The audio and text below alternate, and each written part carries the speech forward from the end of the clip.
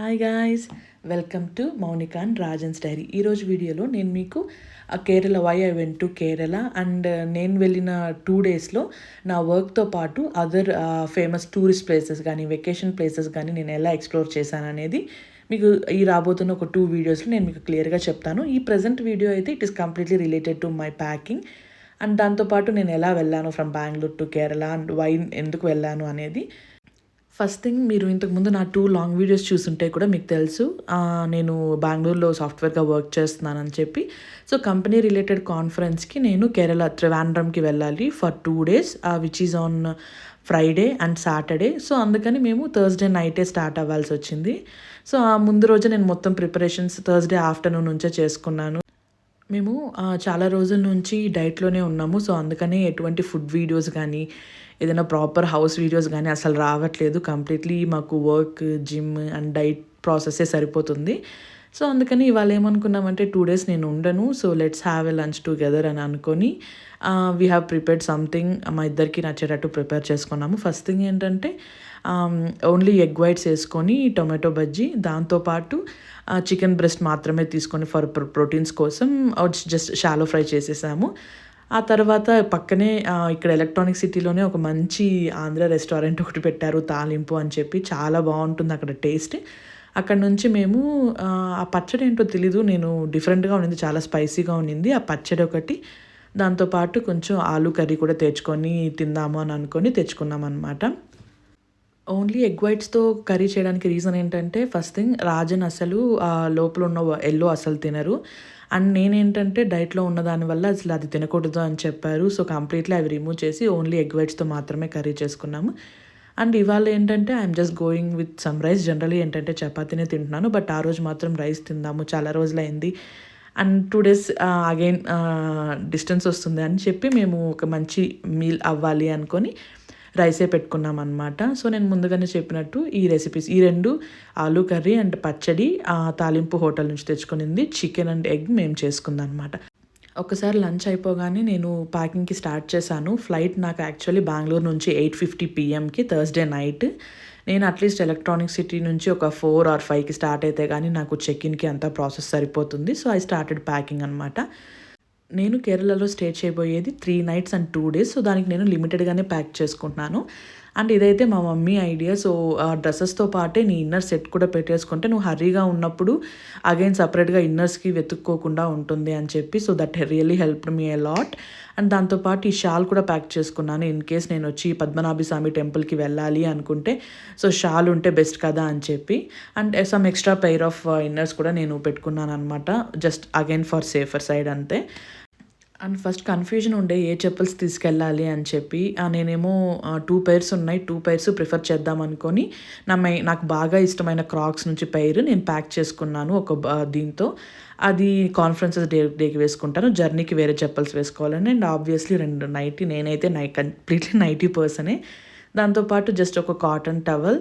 And ఈ బ్యాగ్లో ఏంటంటే, చిన్న బ్యాగ్లో everything related to my makeup అనమాట. అంటే పర్ఫ్యూమ్స్ దగ్గర నుంచి లిప్స్టిక్స్, క్లిప్స్, చిన్న చిన్న క్రీమ్స్ అన్నీ నాకు ఈ బ్యాగ్లో ప్రాపర్గా సెట్ అయిపోతాయి. సో నేను ఎక్కడికి వెళ్ళినా కూడా ఈ బ్యాగ్ మాత్రం క్యారీ చేస్తాను. మీరు కూడా ఇలాంటి మేకప్కి మాత్రం ఒక చిన్న బ్యాగ్ ఒకటి యూస్ చేసుకోండి, చాలా చాలా యూస్ఫుల్గా ఉంటుంది. నాకు పర్ఫ్యూమ్స్ దగ్గర నుంచి అండ్ కూంబ్ వరకు అన్నీ ఇదే బ్యాగ్లో సెట్ అయిపోతాయి, అస్సలు వెతుక్కోవాల్సిన అవసరం ఉండదు. అదొక పెద్ద అడ్వాంటేజ్. అండ్ దీని తర్వాత నాకున్న బిగ్గెస్ట్ కన్ఫ్యూజన్ ఏంటి అంటే, ఏ వాచ్ తీసుకెళ్ళాలి నాతో పాటు అని చెప్పి. సో నా మెయిన్ ప్రయారిటీస్ వచ్చి ఈ టైటాన్ వాచ్ అండ్ దీంతో పాటు ఈ ఐ వాచ్ కూడా ఉన్నిందనమాట. ఈ టైటాన్ వాచ్ ఏంటంటే మా మమ్మీ నాకు గిఫ్ట్ ఇచ్చింది. అండ్ ఏ డ్రెస్ పైకి అయినా కూడా ఇది అంత బాగా సూట్ అవుతుంది. అండ్ నాకేంటంటే కాన్ఫరెన్స్కి వెళ్తున్నాం కదా, so it will give some elegant look అని అనిపించింది. సో ఇదైతే ప్యాక్ చేసుకుందాము, కాన్ఫరెన్సెస్ డేకి మాత్రం ఈ వాచ్ యూస్ చేసుకొని ఐ వాచ్ మాత్రం ట్రావెల్లో యూస్ చేసుకుందాం, లేకపోతే ఏదైనా వెకేషన్కి వెళ్ళినప్పుడు యూస్ చేసుకుందాం అని అనుకున్నాను. అండ్ అగైన్ దీని తర్వాత ఏ బ్యాగ్ క్యారీ చేయాలనేది కూడా ఒక చిన్న కైండ్ ఆఫ్ కన్‌ఫ్యూజన్‌గా ఉన్నింది. సో, ఇదైతే అన్ని విధాలుగా యూజ్ అవుతుంది. టోట్ బ్యాగ్ ఇదా లేకపోతే జస్ట్ ఇంకొక బ్యాగ్ తీసుకుందామా అన్న కన్‌ఫ్యూజన్ అయితే నాకు ఉన్నింది. సో, లేటర్ నేను అగైన్ సేమ్ నేను రాజన్ని అడిగితే ఈ ఎయిర్‌పోర్ట్‌కంతా ఈ బ్యాగ్స్ సెట్ అవ్వవు. ఎయిర్‌పోర్ట్‌కి మాత్రం టోట్ బ్యాగ్ తీసుకో అన్నీ దాంతో సరిపోతాయి. ఈ బ్యాగ్ అయితే కాన్ఫరెన్స్ రోజు మాత్రం యూజ్ చేసుకో అని అన్నారు. నాకు కూడా అదే బెస్ట్ అని అనిపించింది. సో, అందుకని నేనేం చేశానంటే ఈ బ్యాగ్‌ని మాత్రం ప్యాక్ చేసేసుకున్నాను. మీకెప్పుడైనా బ్యాగ్స్ కొన్నప్పుడు ఇలాంటి కవర్స్ వస్తే ఇలాంటి కవర్స్ అస్సలు పడేయకండి. ఖచ్చితంగా మీకు యూజ్ అవుతాయి. అండ్ ఇలాంటి కవర్స్‌లోనే పెట్టి మీరు బీరువాలో పెట్టుకుంటే ఎక్కడికి పోవు. అండ్ ఈ డస్ట్ కూడా చేరదనమాట. అండ్ నేనైతే ఈ బ్యాగ్ ప్యాక్ చేసేసుకున్నాను. దీని తర్వాత ఆ బ్యాగ్‌ని ఇంకొక టోట్ బ్యాగ్‌ని నేను జర్నీలో యూజ్ చేసుకుందాం. ఎందుకంటే చార్జర్స్ అవన్నీ మనకు చెక్ ఇన్ బ్యాగ్‌లో అలౌడ్ ఉండదు కదా! సో, అవి మనతో పాటు క్యాబిన్ బ్యాగ్‌కే క్యారీ చేసేసుకుంటాము అని చెప్పి నేను ఒక పెద్ద బ్యాగే టోట్ బ్యాగ్ తీసేసుకున్నాననమాట. అండ్ ఈ టోట్ బ్యాగ్‌లో ఏంటంటే నాకు 2-3 కంపార్ట్మెంట్స్ ఉంటాయి. సో, నాకు ఈజీగా ఉంటుంది ఏ లగేజ్ అయినా పెట్టుకోవడానికి. ఒకవేళ నాకు 7 కేజెస్ వెయిట్ కూడా నేను ఏదైనా తీసుకోగలను అంటే నాకు ఈ బ్యాగ్‌లో ప్రాపర్‌గా ఫిట్ అయిపోతాయి. So, this is my go to bag అనమాట any time to anywhere. And అస్సలు ఇప్పుడు ఈ యూపీఐ వచ్చేసిన తర్వాత క్యాషే క్యారీ చేయడం లేదు. బట్ మేము లేటర్‌గా ఈ మధ్య అంతా క్యాష్ క్యారీ చేస్తున్నాము. సో, రాజన్ నాకు కొంచెం చేంజ్ ఇస్తున్నాడు. I think some hundreds and చెప్పేటప్పుడు తను కౌంట్ చేసుకో ప్రాపర్‌గా ఉందా లేదా అని కూడా చెప్పారు. I think it is something around 700 అనుకుంటా. అంతకుముందు కూడా ఒక 2000 రూపీస్ ఇచ్చున్నారు. అది నోట్‌గా నేను అలానే పెట్టుకొని ఉన్నాను. అండ్ ఈ హండ్రెడ్స్ చేంజెస్ కావాలి అని చెప్పి అగైన్ ఒక 700 ఇచ్చారు. ఐ థింక్ ఇంట్లో ఉన్న అమౌంట్ కూడా అదర్ దెన్ మన అకౌంట్స్‌లో ఉన్నది కాకుండా ఇంట్లో ఉన్న క్యాష్ అయితే ఇదే. ఇంతకు మించి 1 రూపీ కూడా ఇంట్లో క్యాష్ లేదు. సో, తను మళ్ళా నేను డ్రా చేసి పెట్టుకుంటాను. యూ జస్ట్ క్యారీ దిస్ అన్నాడు. So, okay. And using money is better.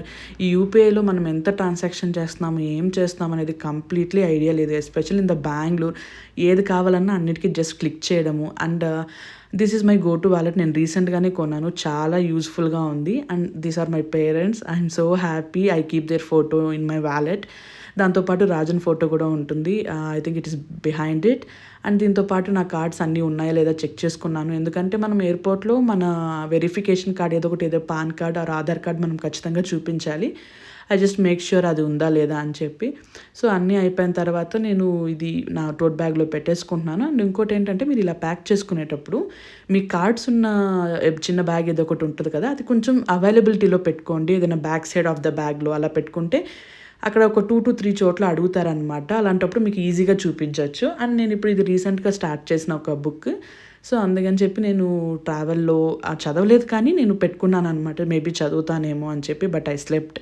So, నేను అందుకని చెప్పి ప్యాక్ చేసుకున్నాను. And this is my diary. So, నేను ఇందులో ఏమైనా నా వర్క్ రిలేటెడ్ థింగ్స్ అన్నీ నోట్ చేసుకుంటాను. నేను ఎక్కడికైనా కూడా ఆ డైరీ నేను క్యారీ చేస్తాననమాట. దీంతో పాటు ఆబ్వియస్లీ పవర్ బ్యాంక్. ఎందుకంటే నేను ఇప్పుడు వీడియోస్ షూట్ చేయడం వల్ల నా ఫోన్‌లో ఛార్జ్ ఎక్కువసేపు కూడా ఉండదు. సో, అందుకని చెప్పి నేను పవర్ బ్యాంక్ ఎక్కడికి వెళ్ళినా కూడా క్యారీ చేస్తున్నాను. అండ్ దీంతో పాటు నా వాచ్ ఛార్జర్ అండ్ నా ఫోన్ అండ్ ఎయిర్‌పాడ్స్ ఛార్జర్ అన్నీ కలిపి పెట్టేసుకుంటున్నాను. అండ్ మేబీ మీరెవరైనా ఫస్ట్ టైం ట్రావెల్ చేసే వాళ్ళు ఉన్నారు అంటే ఇలాంటి బ్యాటరీస్ కానీ, ఛార్జర్స్ కానీ, ఇలాంటి పవర్ బ్యాంక్స్ కానీ అవన్నీ మీరు క్యాబిన్ బ్యాగ్‌లోనే పెట్టుకోవాలనమాట. మీరు చెక్ ఇన్ బ్యాగ్‌లో పెట్టకూడదు. ఎందుకంటే చెక్ ఇన్ బ్యాగ్‌లోకి అవన్నీ అలౌడ్ లేదు. మీరు తెలియకుండా పెట్టేశారనుకోండి మీ చెక్ ఇన్ బ్యాగ్ మీతో పాటు రాదనమాట. అది మనకు తెలియకుండానే దాన్ని రిజెక్ట్ చేసి మనం ఉన్న ఎయిర్‌పోర్ట్‌లోనే పెట్టేస్తారు. And again it is kind of a big process. So, ఇవన్నీ మిస్ చేయకుండా ఇలాంటివి ఏమన్నా బ్యాటరీ రిలేటెడ్ థింగ్స్ అలాంటివి ఏమన్నా ఉంటే మీ క్యాబిన్ బ్యాగ్‌లోనే క్యారీ చేసుకోండి. Which will be very useful.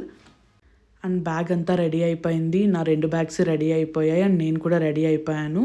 And ఎయిర్‌పోర్ట్‌కి కూడా క్యాబ్ బుక్ చేసేసుకున్నాను. క్యాబ్ వచ్చేసింది. అండ్ నేనైతే స్టార్ట్ అవుతున్నాను.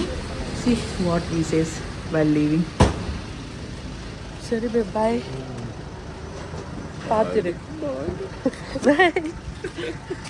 సో, వైల్ లీవింగ్ తను అగైన్ క్యాజువల్‌గా ఫన్ చేస్తూ ఉన్నారు. So, will is it off అని.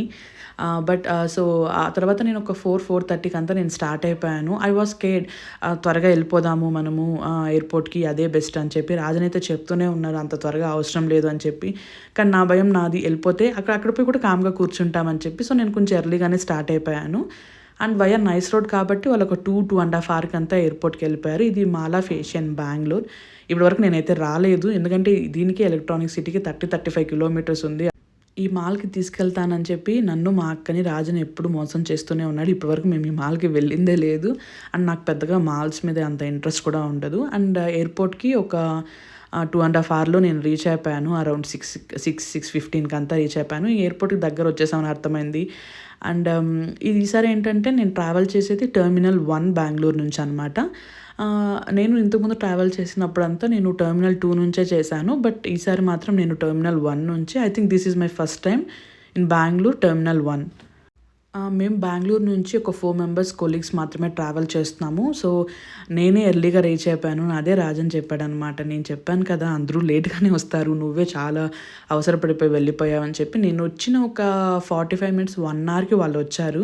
సో, నన్ను ఆ 1 అవర్ వచ్చి రాజన్ టీజ్ చేస్తూనే ఉన్నారు. చెప్పాను కదా! సో, వినవు మాట అలా అని చెప్పి. బట్ నా సేఫ్టీ నాకు ఇంపార్టెంట్. ఇప్పుడేంటంటే సపోజ్ ఇన్ కేస్ మనం మాత్రమే మిస్ అయిపోయాము. వాళ్ళున్నారు అంటే again I don't feel that is such a right thing అని. So, I went early. And ఇదంతా ఏంటంటే terminal 1 outside only for the cabs అనమాట. ఊబర్స్ కానీ, ఓలాస్ కానీ అవంతా.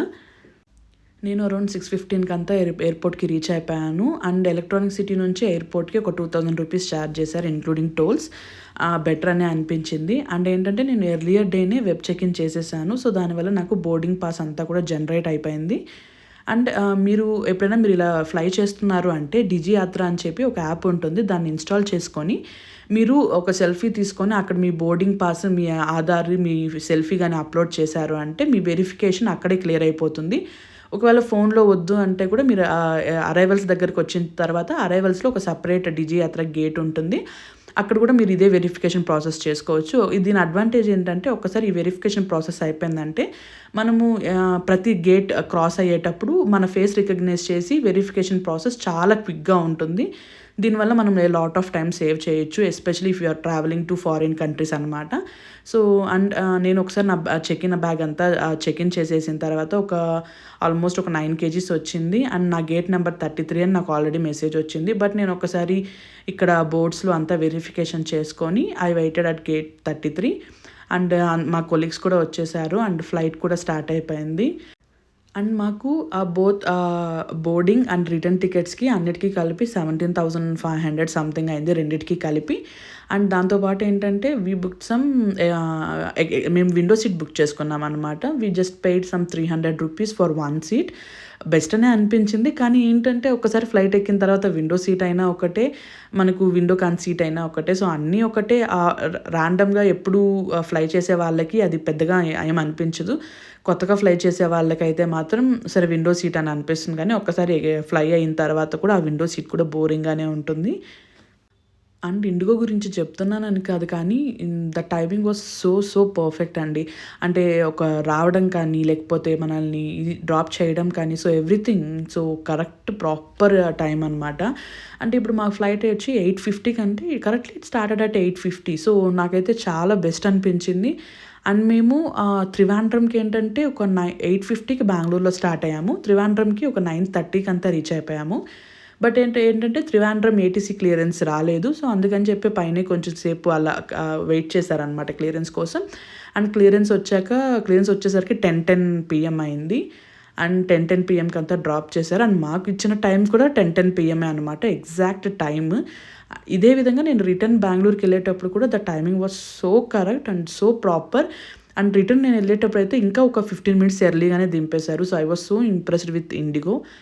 అండ్ మేము ఎయిర్‌పోర్ట్ నుంచి బయటొచ్చేసరికి ఒక 10:25, 10:30 అలా అయిందనమాట. అండ్ ఇంకో అడ్వాంటేజ్ ఏంటంటే త్రివాండ్రం డొమెస్టిక్ ఎయిర్‌పోర్ట్ వితిన్ ద సిటీనే ఉంది. మేము బుక్ చేసుకున్న హోటల్‌కి ఇట్ ఈస్ జస్ట్ 5 కిలోమీటర్స్ అవే అనమాట. క్యాబ్ బుక్ చేసుకున్నాము. I think it is around some 400 rupees అనుకుంటా. అండ్ క్యాబ్ బుక్ చేసుకొని మేము హోటల్‌కి రీచ్ అయ్యి అక్కడ చెక్ ఇన్ చేసి అక్కడ రూమ్ కీస్ అంతా తీసుకొని రూమ్‌కి వెళ్ళేసరికి ఇట్ ఈస్ అరౌండ్ 11. అండ్ అప్పుడు ఫుడ్ ఆర్డర్ చేసుకొని కూడా తిన్నాము. అండ్ నెక్స్ట్ వీడియోలో నా రూమ్ టూర్ ఎలా ఉన్నింది అండ్ దాంతోపాటు నేను డే 1 అండ్ డే 2 ఎలా స్పెండ్ చేశాను. అండ్ కేరళలో నేను చాలా మంచి ఎస్పెషల్లీ త్రివాండ్రంలో చాలా మంచి ప్లేసెస్ నేను ఎక్స్ప్లోర్ చేశాను. ఆ ప్లేసెస్ గురించి అంతా కూడా నేను మీకు డీటెయిల్డ్గా షేర్ చేసుకుంటాను.